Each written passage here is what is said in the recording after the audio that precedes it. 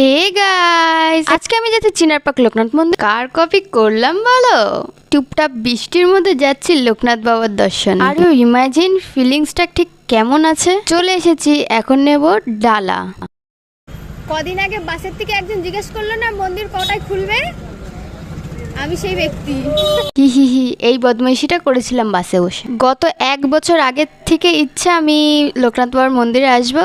At last আমি আসতে পেরেছি বাবা লোকনাথের কৃপায়। ভেবেছিলাম সন্ধ্যা আরতিটা হয়তো দেখতে পাবো, কিন্তু নয়। আমি এসেছি 4:30-5টার সময়, আর সন্ধ্যা আরতি 7টায়। তো বসে থাকা কোনোভাবেই সম্ভব নয়। ডালায় পুজো দিয়ে তারপরে নমস্কার করে দক্ষিণা দিয়ে প্রসাদ নিয়ে বেরিয়ে আসলাম। দা মার্বেলের মন্দির তো ব্রেনটা অনেকটা রিলিফ পেলো।